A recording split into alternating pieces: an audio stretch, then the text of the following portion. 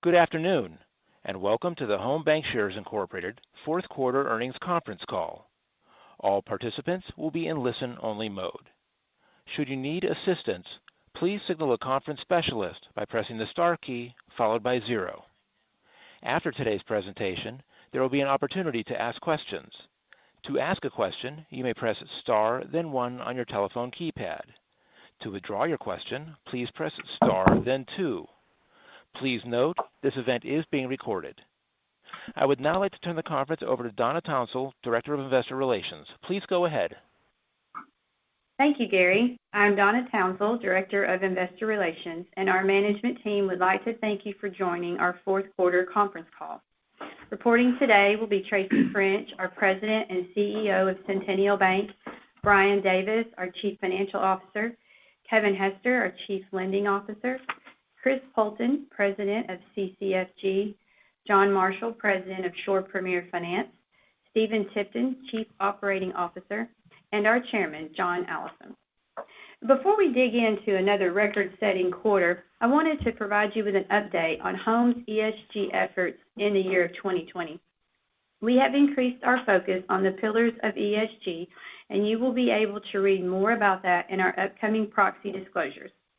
We have increased our shareholder engagement through one-on-one calls, as well as hosting a series of fireside chats where we dug into the different segments of our loan portfolio.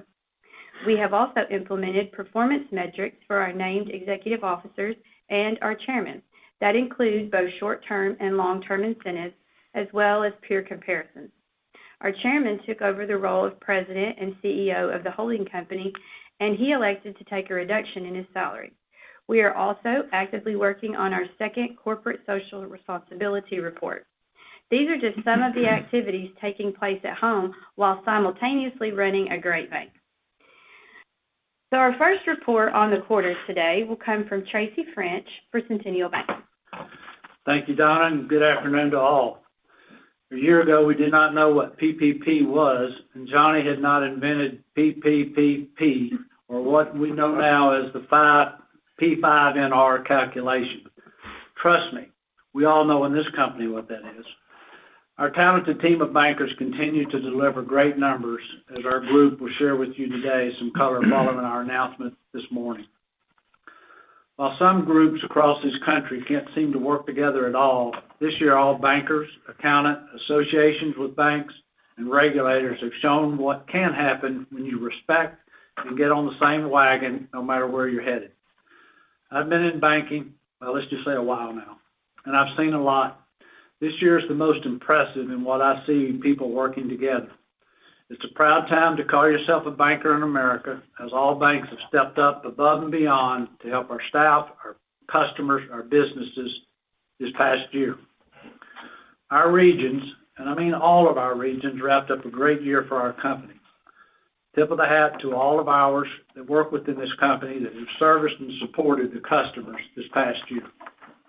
I'd like to compliment our Northeast Arkansas region for having a great year in Arkansas, and I also would like to mention Central Florida region for having its best since joining our company.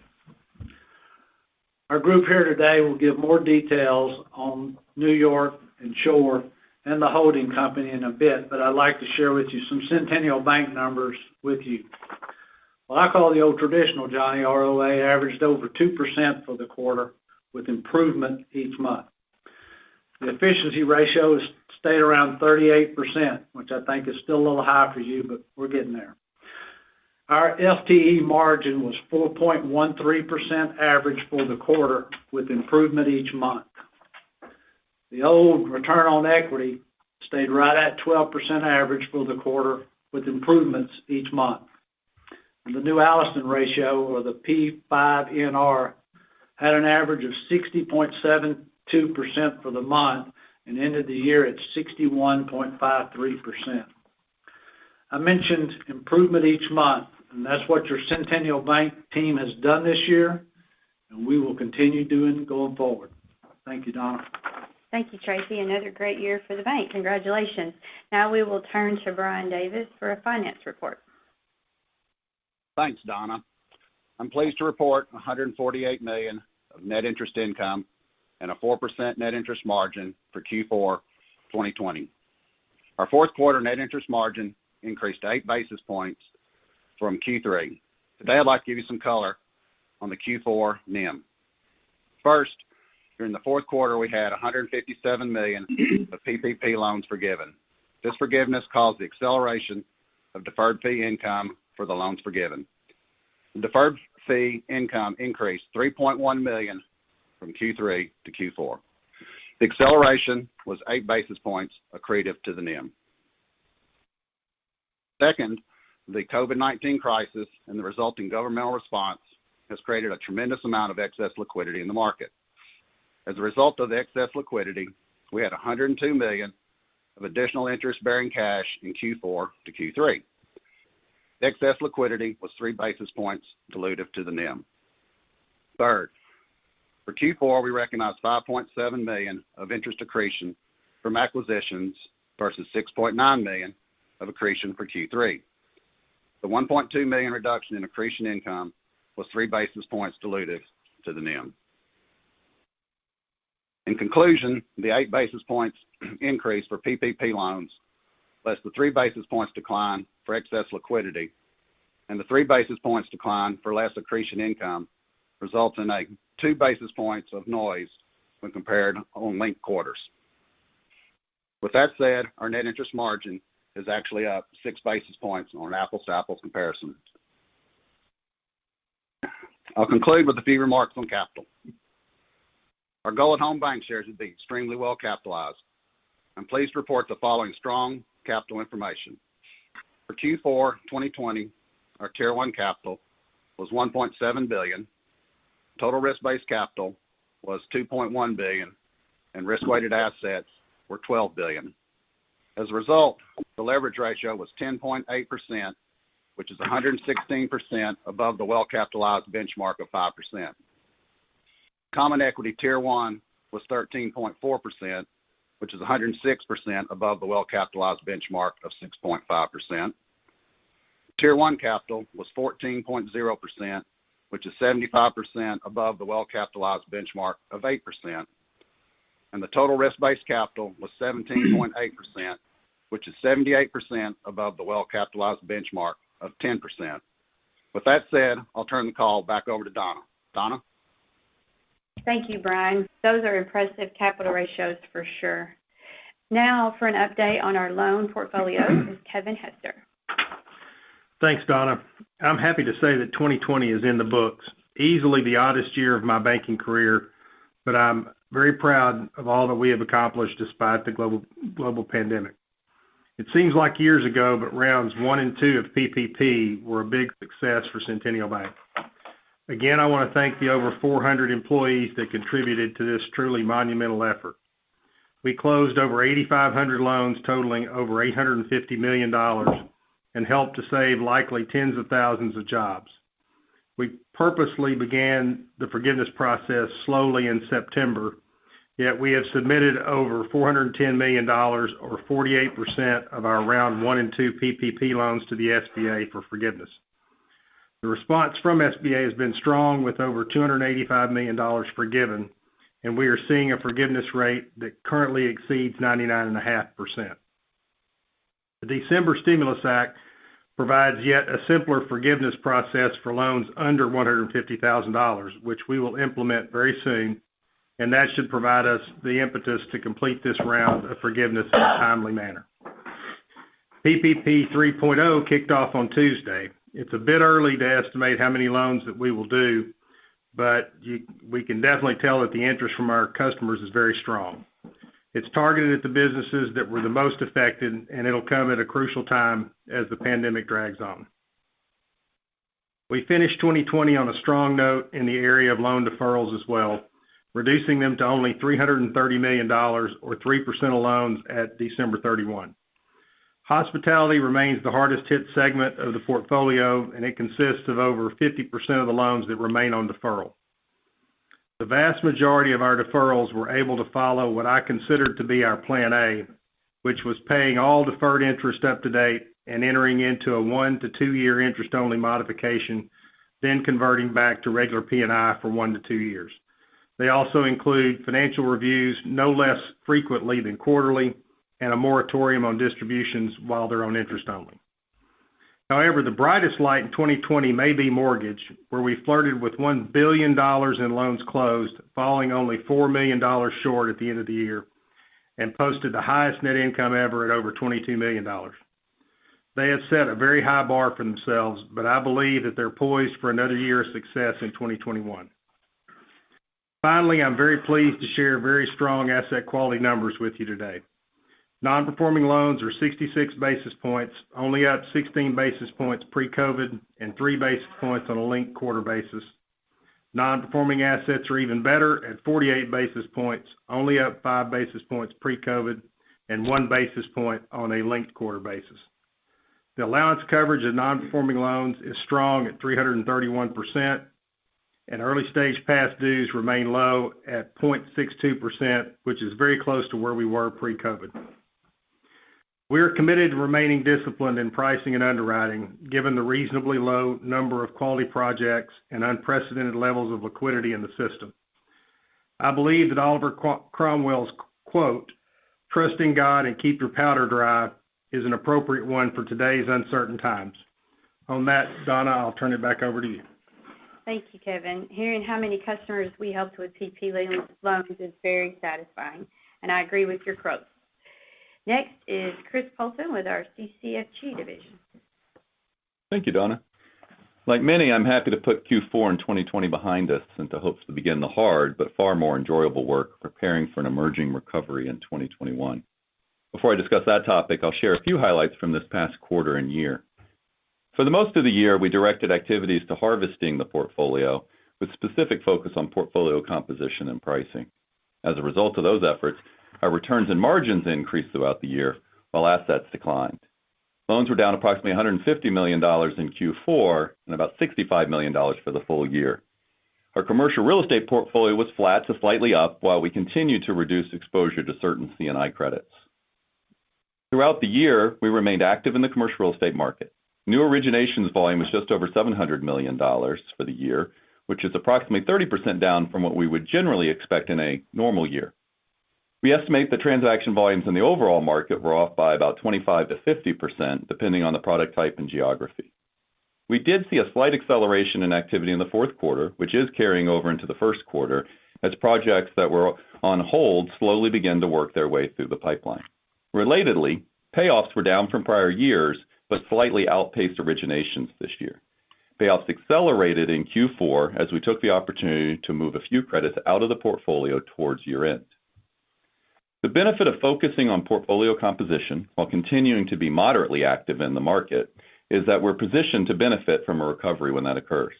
While still early, the shape of the recovery is beginning to come into focus. Recovery may be uneven and will likely be nonlinear, but having continued to lend through the cycle prepares us for the coming quarters and years. In particular, our two newest offices, Texas and Florida, are and should benefit from the acceleration in jobs and inward population migration in these two expanding markets. Both Texas and Florida will continue to be a priority area for us in the coming quarters and year. Throughout 2020, I stated that we had built CCFG for just this sort of market, a platform built for durability and all weather. Thus far, our results have proven this out. While I remain hopeful that we're closer to a recovery, we will remain our same cautious and opportunistic selves as we explore the coming post-COVID environment. Donna, I'll turn the call back to you. Thank you. And now John Marshall will update us on the boating world. Thank you, Donna, and good afternoon. The performance of the boat business in the fourth quarter certainly didn't disappoint and provided the punctuation for a full year of unusual COVID-tinged activity. We received 369 retail applications in the quarter, down just a bit compared to 510 in the third quarter when the boat buying surge was at its peak. That resulted in funding $44 million in new retail loans, down from $90 million in the third quarter. Our credit standards and asset quality remained high despite the COVID frenzy in the year. Average FICO score in the quarter was 776, and average loan to value for originated loans was 66%. Our challenge remains prepayment speeds. Early payoffs totaled $52 million in the quarter, up from $46 million in the third quarter, totaled $144 million for the year. At the same time, we were able to add 6 months to the average duration of our retail loans in 2020 compared to 2019. So as the COVID economy stabilizes, this should help reduce early payoffs and stretch the lives of these interest-earning assets. As COVID closed boat factories around the globe, depleted North American inventories could not be replenished. Our floor plan line utilization at year-end was 31%, far below the historical average of approximately 60%. This represents $80 million of potential fundings. Shipments are beginning to resume as manufacturers are able to find space on freighters, but domestic dealer euphoria has caused factories to skeptically review the 2021 order log. Certainly, the U.S. political and economic environment has also introduced uncertainty. Factories are accepting aggressive orders from more optimistic dealers, but also demanding more significant non-refundable deposits to cover potential cancellation. An encouraging sign for sure was positive net inventory fundings in the month of December. So we closed out with an increase of $3.8 million. This was the first month of net fundings versus net payoffs since April, could point to a commercial lending rebound in 2021. The potential for scaling our business through acquisition and rapid growth was realized as our ROA improved to 2.8% in the fourth quarter compared to 2.7% prior quarter, 1.3% in the prior year prior to our acquisition of our largest competitor. We continue to be a lean organization. Shore's efficiency was 16% in the fourth quarter compared to 22% in the fourth quarter of 2019. And we delivered $29 million to the bank's bottom line full year 2020. NIM improved by 4 basis points in the month of December, by 18 basis points quarter over quarter. The integration of LH Finance acquired in the first quarter has also improved our NIM during the course of the year from 2.57% to 3.96%. I'll close with a few milestones for the year. We received 1,627 retail loan applications for the full year, nearly double the 982 received in 2019, resulted in a record funding of $227 million in retail loans compared to $145 million in 2019. When we joined Centennial back in 2018, our goal was to rebuild from scratch our commercial lending platform. In 2020, we eclipsed the $100 million mark in organic, non-acquired floor plan commitments and enjoyed diversified partnerships of 50 dealers across North America, 15 manufacturers worldwide.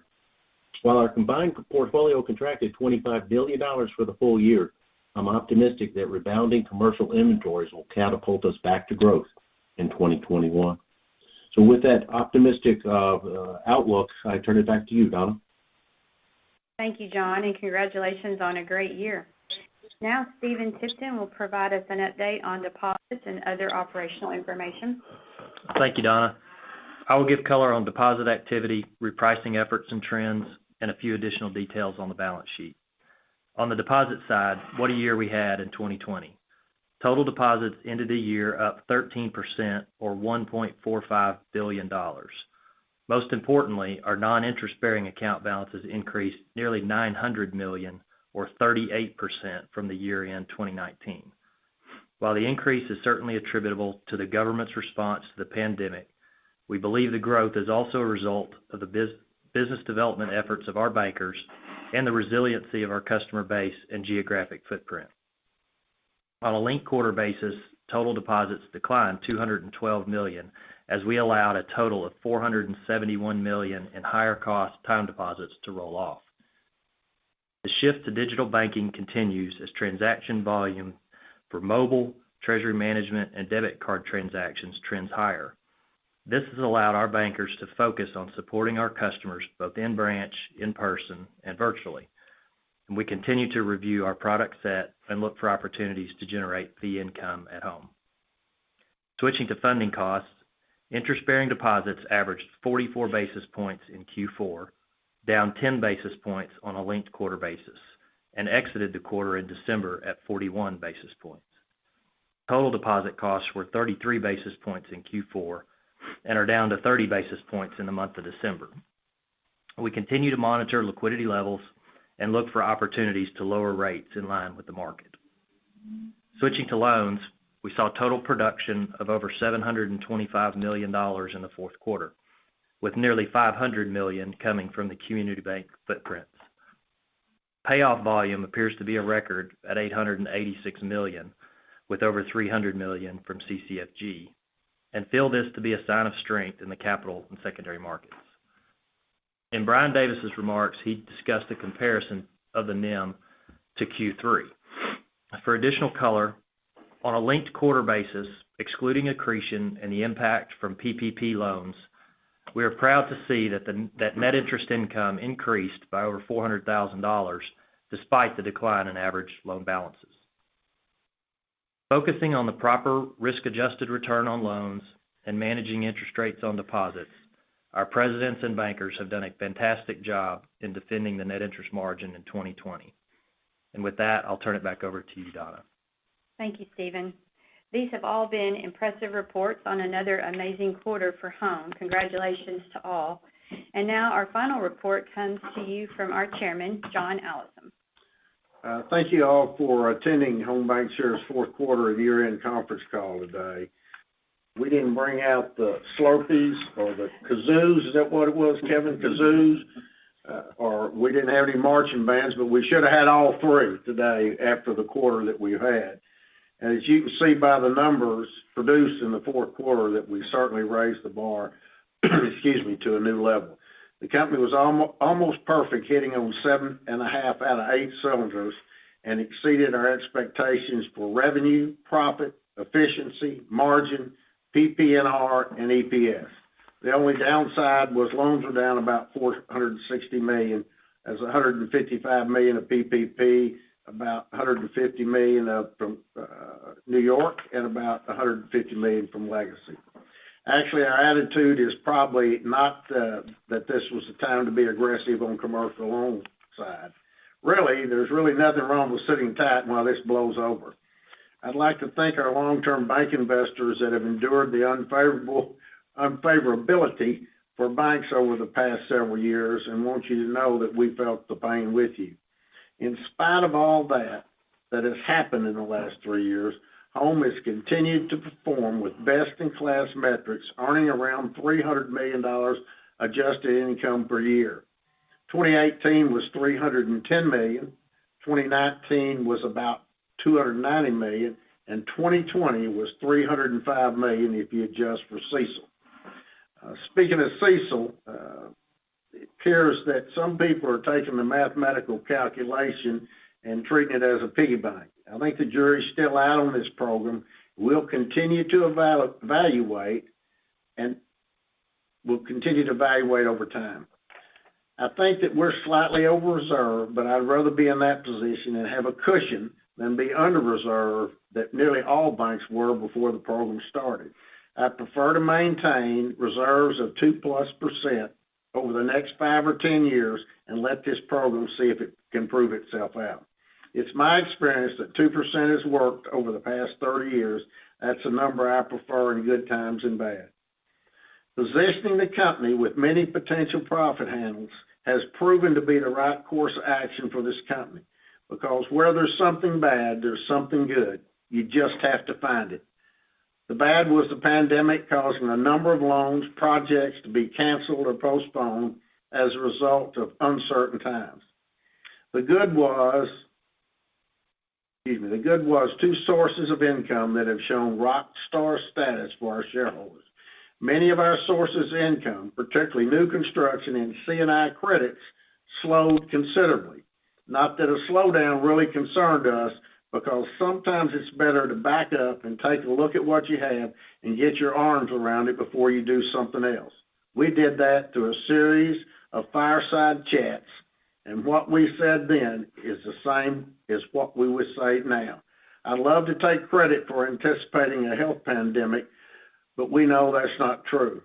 When I look at the good side of our 2020 performance, we have to credit marine finance business and our home mortgage business, because both were much, much stronger than ever anticipated.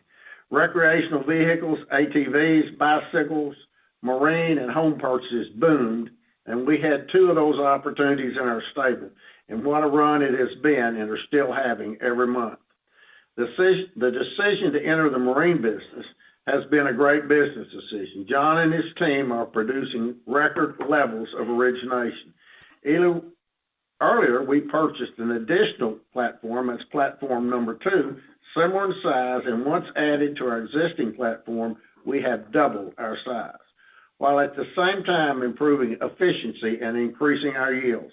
Not only did we purchase a competitor, we eliminated one of our biggest competitors. We entertained exiting home mortgage business after Jamie Dimon said banks cannot be profitable doing home mortgages. However, we found out just the opposite. Our profitability has gone up over 300% last year alone. I'm glad we stayed with the business. I think it was a good decision. You take approximately $11 million of quality loans already on the books yielding over 5%, add a few equity investments that paid off handsomely for us in 2020, add in $900 million of PPP loans, plus never give up on charge-offs that resulted in a few nice recoveries for 2020, and you add in our rock stars of marine and mortgage, and bingo, it creates adjusted income for 2020 without CECL of $305 million for the year, or $1.85 a share. I guess it's better to be lucky than smart sometimes. Let's go to the performance. Revenue was $181.9 million. That's an all-time record. PPNR was I talked to our friend in St. Louis who works in St. Louis, said we shouldn't use record. So I think I'm going to go back and say that 181.9 is the best ever. How's that? Is that good? PPNR was 107.7. And I read a research report this morning that went out, and someone was bragging on somebody's PPNR and said that their pre-tax, pre-provision PPNR was 2.2%. Well, I'm proud to tell you that Home Bancshares was 2.61%. Also, net profit was $81.8 million, return on assets 1.97, and our first 50-cent quarter ever. First time in the company's history to earn 50 cents during a quarter. And return on tangible common equity of 20.96%, just a hair under 21%.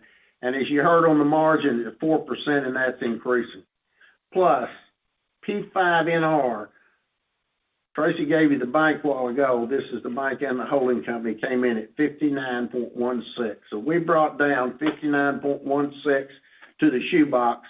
I think that's pretty good. And another interesting factor that I want to share with you is if you take the revenue of $181.9 million and divide that into the after-tax net profit of $81.9 million, you come out with 44.96%.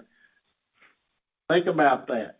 45% of the revenue fell to the bottom line after tax. Great job by all. The company continues to go. With profitability of about $300 million in the last 3 years, our management team has decided it's time for us to acquire some additional assets. When we get approximately $300 million and a 197 ROA 3 years in a row, that's about all the juice you can get. It's time for us to make an acquisition and take those new assets and turn them into a 197 ROA producer. We will be active in Florida to capture the consolidation savings and huge demographic shifts that Florida is enjoying. We believe with no state income taxes, business-friendly environment, and warm weather that Florida franchise will continue to be the most valuable franchise in the U.S. We're also open to other locations, but it's hard to compete with the attributes of Florida. With a strong earnings power, great asset quality, long-term proven management team, and a more than adequate reserves, I think it's time to become more aggressive in the M&A if we can find the right opportunity. With about $16.5 million of PPP profit left to harvest in the field and a new PPP program already in motion, this will give a nice kick to the continued extra profitability for the year. Not to get over optimistic, but yesterday's executive loan committee, we approved over $100 million in loans at good rates. Thank you again for your support. As the volume of vaccines begins to flood the market, I think by June, we'll be looking at the crisis in the rearview mirror and back to business as usual. And I'm certainly ready for that, some good old times again, and hope to see all of you soon. Thank you.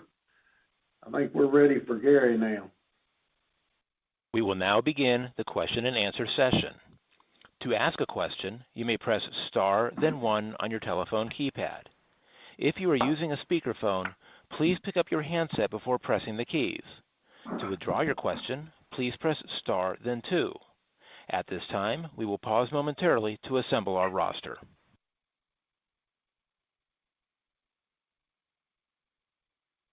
Our first question is from Jon Arfstrom with RBC Capital Markets. Please go ahead. Thanks. Good afternoon. Hey, John. Hey.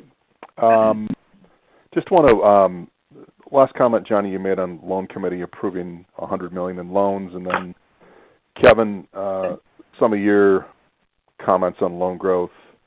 What's really going on there? Is it just, are you seeing increases in activity? Is it just low quality activity?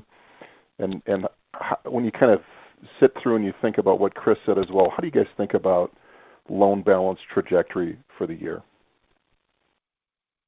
Well, I'll make a comment and we'll let Kevin talk and Chris on what he sees also, because that's the people that really see that every day.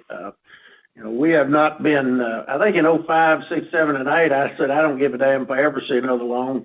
I kind of felt that way this time. Sometimes it's good just to catch your breath, and we did the deep dive into all our loan book.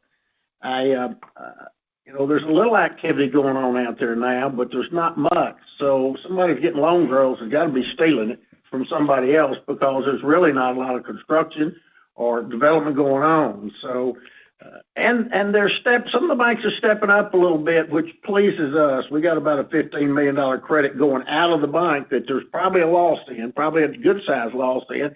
Another bank committed to it, and they're doing it to be closing out of here in a couple of weeks. So, this is a good time to back up and sit tight and pick your battles and pick your loans that you want to pick. And meantime, clean up and push out. And I think Chris can comment on what he's done. We pushed out a few loans here that were on the marginal side. We've had more focus on that. I think that puts us with lots of dry powder and ready to move forward in the future. I mean, if there's not a lot out there to get, then what happens? Somebody's got to steal a loan from somebody else, and what does that mean? That means low rates.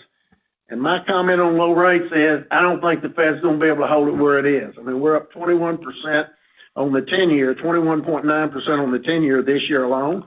I think inflation is running much higher than 2% right at the present time, and I think the only way they're going to stop it is to raise rates. So those that are doing long-term fixed rates at low rates will pay for it in the future, I think. And meantime, our loans, Kevin, you want to roll into that? Yeah, I mean, you were going to let Chris talk about it. I don't really have anything specifically to add. You said everything that I would say from the footprint perspective. I just asked Chris that question the last day or two. Chris, you want to comment? Yes, sir. Hi, it's Chris. Hey, John. I'd say a couple of things. One is transaction volumes nationally were down. Anywhere, depending on who you talk to, 25-30% is a good safe bet over the course of the year. So the fact that we were down a little in volume makes sense, because I think, as Johnny said, if you were up in volume and everybody else is down in volume, you were taking it from somebody. The second is, Johnny mentioned we moved some credits out. We shrank in the fourth quarter largely because our payoffs were up. And some of that was expected because early on in the year, as we got into the understanding the shape of the recession and the pandemic, we went to some borrowers who had some credits where it was clear they weren't probably going to be able to execute their planned strategy, and we gave them some time to find another home. Going to somebody in May and telling them they got to leave right then, that's not a very good way to handle it. It would put a lot of pressure on the system, put a lot of pressure on the borrower. But we were very clear with some of our clients that we probably weren't in it for the long haul with them, since their plan was going to change. We gave them to the end of the year to come to an alternate arrangement, and it took until the end of the year for some of those to come to an alternate arrangement. And so I think about 40% of our payoffs for the year occurred in the fourth quarter, many as a result of that. Talked about harvesting, part of harvesting is crop rotation. So we rotate some loans out, create some opportunity for us to refill in what we think are better times. We did see an acceleration in activity in the fourth quarter that is rolling over into the first quarter for us. I like where we are on our pipeline. We talked in previous quarters where we liked where we were in the pipeline, but we thought it would take some time. We're seeing those loans come through now, and we're seeing those loans close now. There is a lag between signing up a deal, closing a deal, and funding a deal. And so we'll continue to see a little bit of that lag, but we've been talking about the fact we will lean into a recovery here that we expect. That's different than being aggressive, but I think we will lean into the recovery. And we'll leverage our footprint in Dallas and Florida to take advantage of those two markets, which are exceptional markets. Okay, good. And Kevin, you feel like we're seeing some recovery and some signs of life?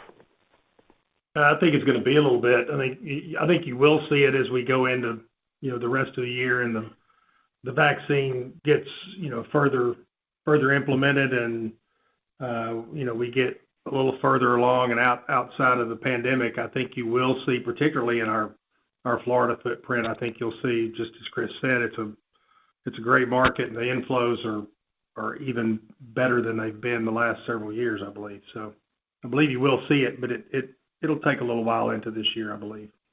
Okay. All right. Thanks a lot for the help. Appreciate it. The next question is from Will Curtis with HOMB Group. Please go ahead. Hey, good afternoon. Hey, Will. Maybe Brian or Stephen, I appreciate your kind of comments about the margin. I'm just curious, how you're thinking about the margin, excluding the PPP and accretion. Any help that you can provide on kind of the core NIM, how that'll trend in the near term, that'd be helpful. Hey, Will, this is Stephen. I'll take that. I think, around the table here, we think of it as stable from here. We've gotten deposit costs down 10 basis points each of the last couple of quarters. We're down to kind of fine tuning some of that, but there's still opportunity there. The loan yield seems to have stabilized somewhat. So I think really it's deposit costs potentially can offset what happens in the investment portfolio as we go from here. Okay. And then I may have missed this, Kevin, in your remarks, but do you have an update on kind of the timing forgiveness for the remaining portion of PPP that's on the books right now? Yeah, so we've submitted half. We've received back about a third. If you take broad numbers, I kind of put everybody on hold a little bit with forgiveness as we were approaching this second round or third round of PPP funding, and because the December act or stimulus further simplified the 150 and under. We just got that form yesterday from the SBA. Our provider has to have a little time to put it in the solution. So I'm still holding people off of forgiveness for a little bit here while we take care of that and PPP funding. So, I would expect that you're probably submitting. In addition, customers have until, if they choose, they don't have to submit until sometime around October. So there will be some folks that kind of hold off closer to the end. So I suspect it's going to be kind of linear between here and third quarter. We'll keep submitting as customers are ready. Once we get this funding phase of the 3.0 done and the forms in the forgiveness portal, we'll keep submitting, but it'll take second, third quarter to get there. Okay. Thank you very much. The next question is from Matt Olney with Stephens. Please go ahead. Hey, thanks, guys. Good afternoon. Good afternoon, Matt. Want to start on credit, and it looks like the fourth quarter metrics look really good. Non-performers flat, net charge-offs immaterial. I'm curious if you guys have some updated thoughts around charge-offs in 2021. And we're hearing from other banks this week that are providing some commentary or some some guidance on their charge-offs for the year. And for a home bank, I'm showing that the consensus forecast is around 60 bips of charge-offs in 2021, which would be around $60 million for the year. Any commentary you can give us on that? I'll give you a little commentary. There'll be some heads rolling if we lose $60 million. I can tell you that. That's not going to happen. I don't know who's giving us 63 basis points or whatever. I mean, what we said to you when we did our deep dive is exactly what we say to you now. We don't see any losses. I mean, we don't see any losses that we expect. So I don't know where that 63 came from. Stephen and I were talking about it before. Kevin, Stephen, what do y'all got to comment on that? Well, I mean, I think if it's 63 basis points, you probably won't be talking to me in the second or third quarter. Maybe somebody else in this seat. But, there's going to be some fallout as we come to the end of this. And we don't know exactly what it is. But we've got our deferred loans down to $300 million, just a little over $300 million. And, half of that's hotels that are really just needing the vaccine to be more widely accepted and get folks moving again. And, outside of that, we really don't see the issues. So it's hard for me to see $60 million this year. I'm not ready to give you a number yet, but I just don't see that number. Stephen, you work with the losses with. Yeah, I mean, I agree with what Kevin said. I mean, it's things may pop up in the future that we don't see today, but trying to estimate 4 or 5 times what we've seen on an annual basis the last 5 years seems unlikely. We have been reaching into next quarter to try to a loss that our book's been so good, we've been stretching into next quarter to see what we saw coming up, and we've been taking those hits, kind of getting out front, really, because we didn't really have anything to charge off. Tracy, you got any comment on that? No, sir. I'm with all you all. As far as a projected number, that wouldn't be on the radar screen today. We're still, we've identified, and we call it is what it is whenever we look at them, and we'll specifically look at that, and there's not anything today. Again, we don't want to jinx us there, but we're comfortable with our position. Okay, great. That's a great commentary. And then just, I guess, shifting over towards M&A and taking a step back, the stock has performed well, and you've regained a nice premium multiple. Walk us through how you view M&A for Home Bank, and just remind us of some of the more important parameters that you're focused on when it comes to your M&A program. Well, it's accretive, AAA. We're looking for AAA deals. We're looking for people that want to be part of Home Bank shares and the history of Home Bank shares and believe in what we believe in. We looked at one. I mean, you got to pay the piper sometime. We looked at one this week. Nice little operation, but their margin is 3%. And you can fix lots of things. You just can't fix. It takes a while to fix the margin. You can't. Asset quality in the bank's good. It's in Florida. It makes sense. We could get some consolidation savings out of it, but you just have to put a yield mark on it. This guy was the low cost operator in the market. So, but that's a good one. There's 4 or 5 in the Florida market that makes some sense, and maybe one outside of that. But the problem when we get outside of Florida is we don't get the consolidation savings. That's the problem. We're running one deal outside of Florida. We're running at a 10 or 15% cost reduction because they're a pretty good bank. They run pretty good. We just don't get any savings out of that. Where Florida, we model it at 33, and I think the least we've done is 50. So, we get lots. It really adds to your bottom line. So my goal is to find the right trade, hopefully in Florida, that we can do that makes some sense. But it's, they're bringing about 1.4 right now. That's about where banks are bringing, about 1.3, 1.4. That's about the price.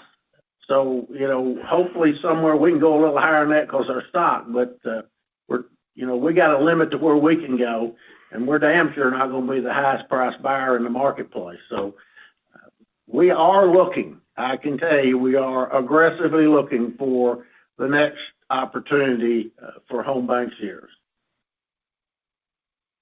Okay, perfect. That's great commentary. I'll hop back in the queue. The next question is from Michael Rose with Raymond James. Please go ahead. Hey, good afternoon. Thanks for taking my questions. Just wanted to get an update on some of the at-risk exposures. There's been a lot of talk around the hotel portfolio over the past couple of quarters. Can you give us just an update on kind of where you stand with things? Thanks. Hey, Michael, this is Kevin. Like we said, we got the deferred loans down to a little over 300. About half of that, or 175-ish, let's say, are hotels. So that's roughly 20% of the book, in deferment, which is, in my mind, is not a bad number at this point of where we're at. I mean, you're just beginning to come back into season in Florida, so you'll see those areas pick up. But since the last quarter, this would be probably the weakest quarter for all of our markets in the hotel business would be the fourth quarter. So I don't think I could expect to report anything earth-shattering to you, since the last 90 days. I think everybody's been pretty much where they thought they would be. You'll begin to see the Florida markets pick up as we, go into January, February, March, and then certainly as you get into the summer, even in the Panhandle. So that's our hope, is that our expectation is that we're going to see the Florida markets pick up back to their, kind of back to where they expected to be. Okay. And then, it sounds like you guys generally feel pretty good about credit at this point, but, going back to your comments, Johnny, about keeping the reserve above 2%, I mean, is the plan really here to grow into it at some point when growth picks up, and, expect low levels of provisions going forward, maybe not negative provisions, but do you really plan to keep that reserve under CECL over 2%? I'm just wondering how you can actually do that. Thanks.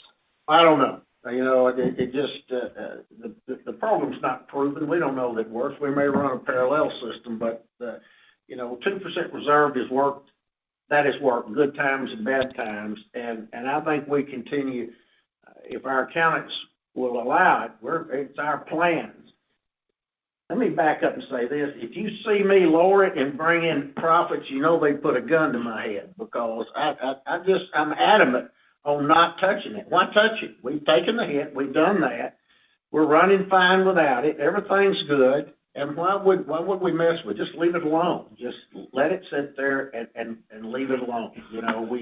We got other things to pay attention to. There may be something jump out of the woodworks on us. I mean, somebody got us at 63 basis points. I mean, maybe that could happen. I guess stranger things have happened, but if it does, we got plenty of reserve to handle it. And I don't want to. I mean, I'm seeing these people pull $2 million out, or $2 billion out, or $500 million out of the reserve, stick into income. We could have done that. I mean, we could have stuck in, I guess, I don't know how much into income this time, but we just didn't do that. And we're not going to do that. We've already taken the hit. We've done it. It's there. We can report what CECL would be, but maintain, it's our call. It's our shareholders' money. It's not anybody else's call or anybody else's shareholders' money. It belongs to the investors and the shareholders of this company, and they're comfortable with our reserves. So I'm going to try to stay there. On another side, I appreciate you asking about ESG. You were the first analyst that came out and asked about ESG, and we've been working diligently on ESG here in the company for the last year. They didn't like my say on pay last year. If you remember, Randy Sims retired in November, and they put me, I took the role. I took the president, CEO, and chairman's role. So they took the multiple of my salary and said it wasn't fair and wasn't right. But anyway, we worked hard on that. There's new metrics out for the executive committee and new metrics out for myself that if we hit the numbers, our people get paid. If they don't hit the numbers, they don't get paid. So anyway, I thought I'd comment. You're the first one that asked about ESG. I appreciate it. Just one last follow-up question. You guys still have some buyback authorization. I understand where the stock is, but you guys have also bought stock when your currency has been pretty valuable. How should we think about that going forward, especially if we don't see a transaction here in the next couple of quarters? Thanks. We'll continue to buy back stock. We're in the buyback business. I'd like to use the money, hopefully, for an acquisition. We usually use a little cash in the acquisition, so we try to use as much cash as we can, so we don't issue as many shares. So I think that's probably it. Stephen, you got a comment on that? No, I agree. We've got about 3.8 million shares left under the authorization, and cash balances have continued to grow throughout the year. So I mean, there's obviously at 17+% capital ratio. We've got several levers to pull there. You may see us do something with that shortly here. Fair enough. Thanks for taking my questions. You bet. Thank you. The next question is from Brady Gailey with KBW. Please go ahead. Hey, thanks. Good afternoon, guys. Afternoon. Yeah, I wanted to follow up on the topic of M&A. HOMB's now $16 billion in assets. It's not like a little $200 million in asset bank can really move the needle for you guys much anymore, unfortunately. Florida feels kind of rolled up already. I mean, there's just not that many larger targets of size, especially ones that I think are for sale right now. So maybe just update us on, kind of the size range as far as what ideally you'd like how big you'd like or small you'd like your target to be. Probably in the $1 billion, probably the first one that we hadn't done one in a while, probably the first one somewhere in the $1 billion, $2 billion, $3 billion range, somewhere in that market probably would fit us better than, now we'll do a small deal. If it's an infill for us, we'll do one. But as Kevin says, it's about as hard to do a big one.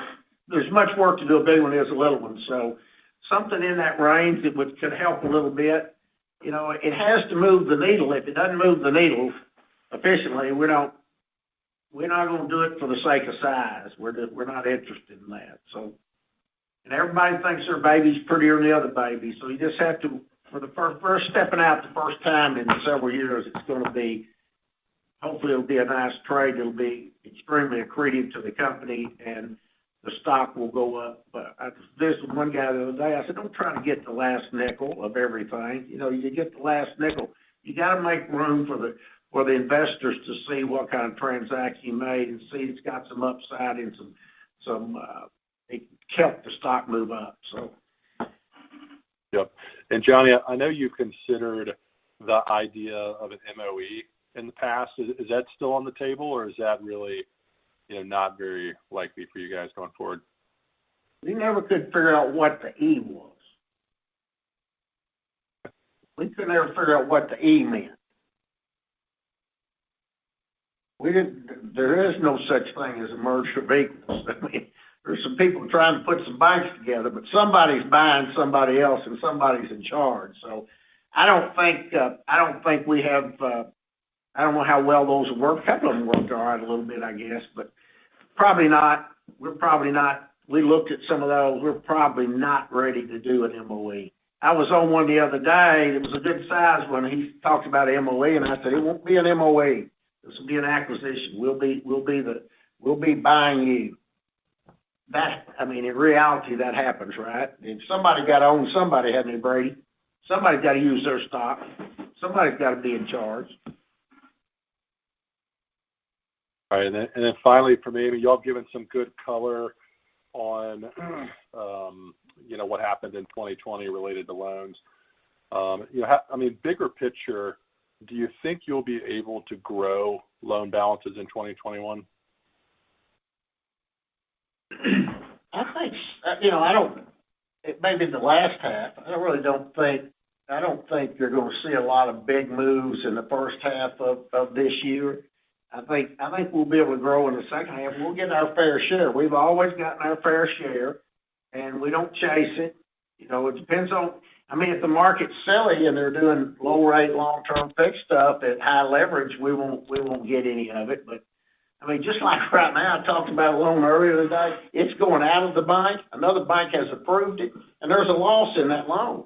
And they're just as happy to get it, and we're happy for them to get it. Brady, the only color I can give is, Chris gave excellent for the national credits that he works and the community bank credits. It's our community bank loans, like subdivisions and construction loans, they've done really well this past year. It's just been good and steady. They certainly have sold their homes and not held them long. If you build a house, you've sold it real quick. A lot of them have a waiting list on lots. So that's more of a steady. It's not where they're growing the loans, but they're replacing them, and the production side of it's been good. And I think it's fair that Kevin and Johnny, myself, and we're communicating with customers that are great, solid entrepreneurial customers in the past that we've had, and they probably have been sitting quietly also for the last 6 months, and are beginning to want to reach out and talk and come talk to us about their plan, what they want to do in 21. When will that happen? Time will tell. And so maybe there's a spark there, but even our great customer base that we have, they've all been pretty smart on not jumping out here with the unknowns that we've dealt with. I just think it is a little scary to be growing a loan book in this market when people are not doing a lot of the projects. I guess you have to go back and say, where are they getting that loan, and how did they price it? And if I'm right on inflation, these people that are doing these 3% and 2.5% loans we're just not going to do that. We just absolutely will not do that.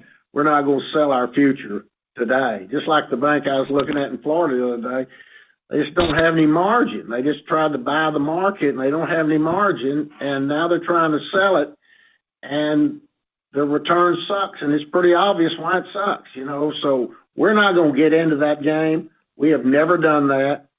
We've never started it. There's no need to start it now. We have no intention of doing that.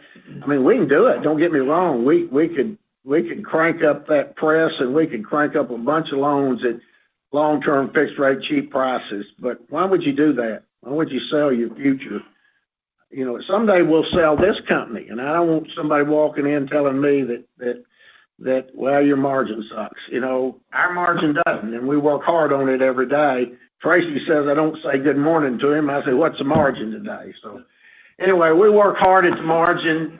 Stephen's on it. He's working on the cost of funds every day in the bank. So we don't work and run the company as well as we run it to give it away.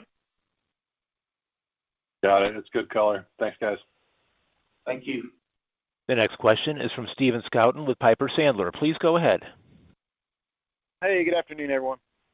Hi, Stephen. I'm curious on the liquidity side with loan growth trends sounding like, at least for 1Q, they're probably not going to pick up materially. What do you do with some of this excess liquidity? You rethinking about paying down any borrowings, increasing securities? What's kind of the thought process there with, $1.2 billion in cash? Brian, do you want that? I can take a little of that. We really don't have any borrowings we can pay down.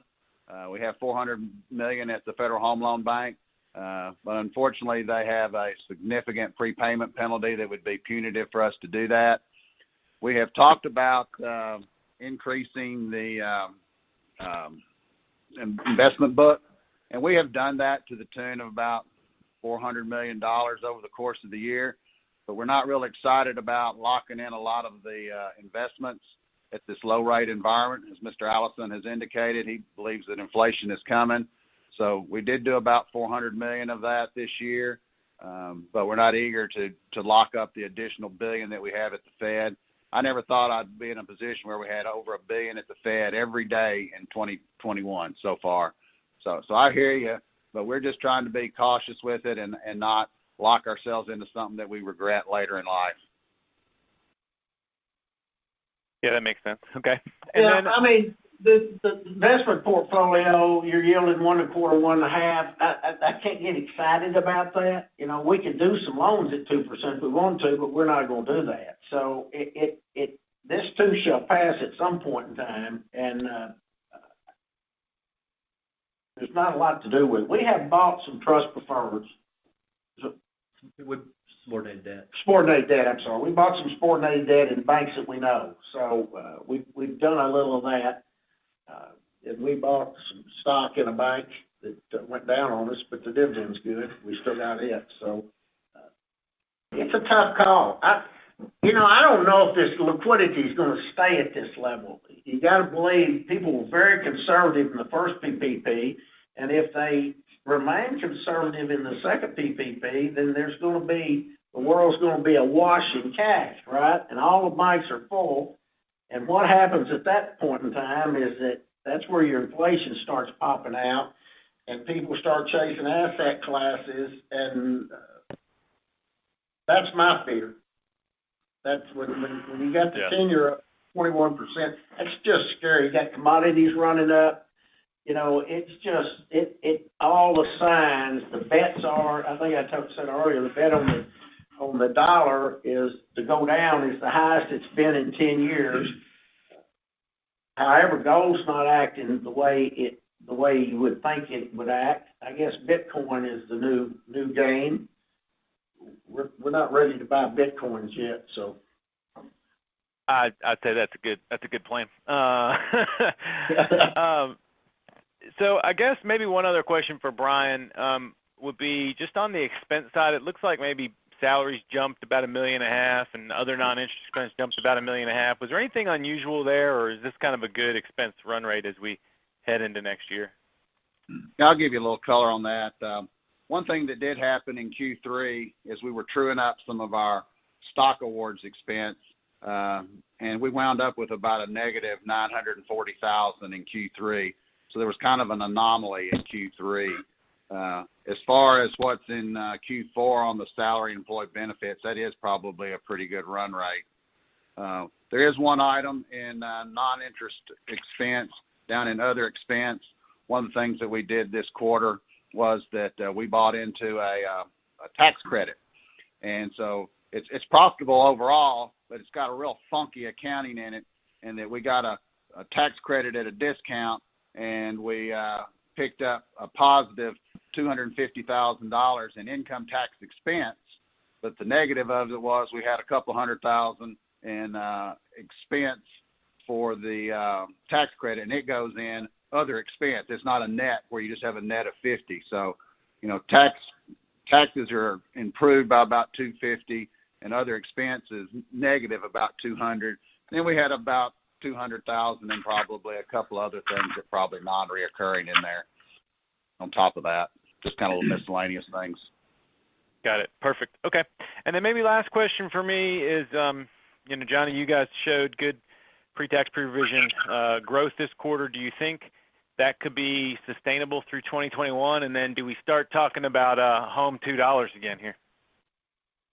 Well, yeah, we want to talk that. We never give up. You know, we never give up around here on anything. The HOMB $2 is kind of ran out on us a little bit, and then we had CECL pop it, and which hurt it.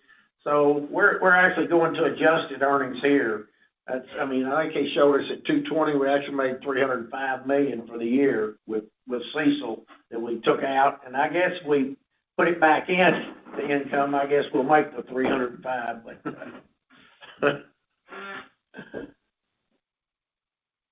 Okay. I'm done with that unless you got something else. Nope, that's it. Thank you guys for the time. I appreciate it. The next question is from Brian Martin with Janney Montgomery. Please go ahead. Hey guys, good afternoon. Good afternoon, Brian. Hey, just a couple things for me. I guess just number one, maybe for Kevin, just on the asset quality, just kind of the criticized and classified level. What would sounds like the trends would have been better this quarter, but just kind of wondering if you can give some color on what you were seeing there this quarter. Yeah, classified has gone up 30 or 40 million, I think, is the number. I don't have it in front of me, but I think that's the number.